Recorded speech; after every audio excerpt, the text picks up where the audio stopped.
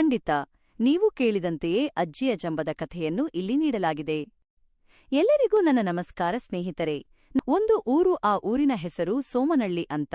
ಆ ಹಳ್ಳಿಯಲ್ಲಿ ಸಾಕಮ್ಮ ಎಂಬ ಅಜ್ಜಿ ಇದ್ಲು.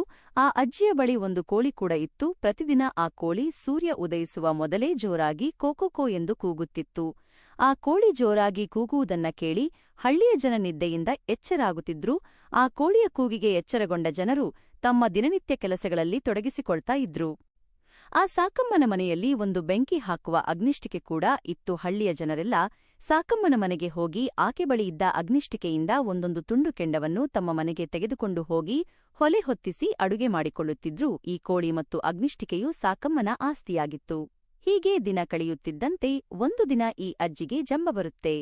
ಅಲ್ಲ, ಈ ಹಳ್ಳಿಗೆ ಬೆಳಗಾಗುವುದು ತನ್ನ ಕೋಳಿಯ ಕೂಗಿನಿಂದ. ಇಲ್ಲಿನ ಜನರು ಅಡುಗೆ ಮಾಡಿಕೊಂಡು ತಿಂತಿರುವುದು ತನ್ನ ಮನೆಯಲ್ಲಿರುವ ಅಗ್ನಿಷ್ಟಿಕೆಯ ಬೆಂಕಿಯಿಂದಲೇ ಎಂದು ತನಗೆ ತಾನೇ ಹೋಯಿಸಿಕೊಂಡು ಆಕೆ ತನ್ನ ಕೋಳಿ ಇಲ್ಲದಿದ್ದರೆ ಈ ಊರವರೆಗೂ ನಿದ್ದೆಯಿಂದ ಎಚ್ಚರವಾಗುವುದೇ ಇಲ್ಲ. ತನ್ನ ಅಗ್ನಿಷ್ಟಿಕೆ ಇಲ್ಲದಿದ್ದರೆ ಈ ಊರ ಮನೆಗಳ ಒಲೆಗಳು ಬೆಂಕಿ ಕಾಣುವುದೇ ಇಲ್ಲ ಎಂದು ಅಜ್ಜಿ ಜಂಬಪಟ್ಟಳು. ಇಷ್ಟೆಲ್ಲ ನನ್ನಿಂದ ಈ ಊರಿನ ಬದುಕು ನಿಂತಿದ್ದರೂ ಈ ಊರಿನ ಜನರು ತನಗೆ ಕೊಡಬೇಕಾದ ಗೌರವ ನೀಡುತ್ತಿಲ್ಲ ಎಂದು ಬೇಸರಗೊಂಡ ಅಜ್ಜಿ ಈ ಹಳ್ಳಿಯ ಜನಕ್ಕೆ ಬುದ್ಧಿ ಕಲಿಸಬೇಕೆಂದು ನಿರ್ಧರಿಸುತ್ತಾಳೆ. ಮರುದಿನ ಈ ಸಾಕಮ್ಮ ಸೂರ್ಯ ಉದಯಿಸುವ ಮುಂಚೆಯೇ ತನ್ನ ಕೋಳಿ ಹಾಗೂ ಅಗ್ನಿಷ್ಟಿಕೆಯನ್ನ ತೆಗೆದುಕೊಂಡು ಊರಿನ ಪಕ್ಕದಲ್ಲಿರುವಂತಹ ಕಾಡಿಗೆ ಹೋಗಿ ಬಚ್ಚಿಟ್ಟುಕೊಳ್ಳುತ್ತಾಳೆ. ಮರುದಿನ ಎಂದಿನಂತೆ ಬೆಳಗಾಗುತ್ತೆ. ಜನರೆಲ್ಲ ತಮ್ಮ ಪಾಡಿಗೆ ತಾವು ಎದ್ರು ಅಜ್ಜಿಯ ಮನೆಗೆ ಅಗ್ನಿಷ್ಟಿಕೆಯನ್ನ ತರಲು ಹೋಗ್ತಾರೆ.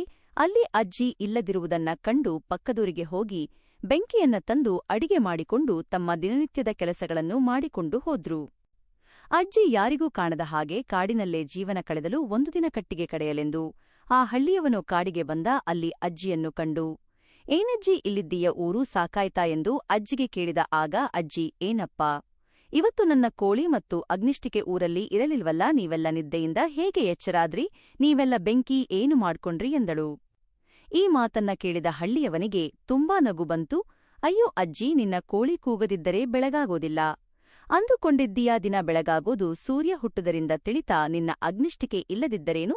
ಜನರು ಪಕ್ಕದವರಿಗೆ ಹೋಗಿ ಬೆಂಕಿ ತಂದ್ವಿ ಎಂದು ಹೇಳಿದ. ಸರಿ, ನಡಿ ಈಗ ಊರಿಗೆ ಎಂದ. ಆತನ ಮಾತನ್ನ ಕೇಳಿದ ಅಜ್ಜಿಗೆಗೆ ಮಾತೆ ಹುಟ್ಟಲಿಲ್ಲ. ಅವಳ ಜಂಬ ಕರಗಿತು. ಅವಳು ತಾನು ಮಾಡಿದ್ದು ತಪ್ಪು ಎಂದು ಅರಿತು ಅಜ್ಜಿ ಎಂದಿನಂತೆ ಹಳ್ಳಿಯಲ್ಲಿ ನೆಮ್ಮದಿಯಿಂದ ಬದುಕುತ್ತಾಳೆ.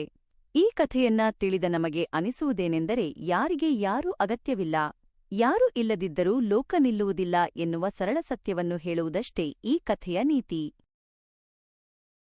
ಈ ಕಥೆ ಸಂಪೂರ್ಣವಾಗಿ ಮುಕ್ತಾಯಗೊಳ್ಳಿತು. ಮುಂದಿನ ಸೂಚನೆಯಲ್ಲಿ ಗಮನಿಸಿರಿ. ಇಂಥ ಸ್ಟೋರಿಗೆ ಈ ಚಾನೆಲ್ ಸಬ್ಸ್ಕ್ರೈಬ್ ಮಾಡಿ.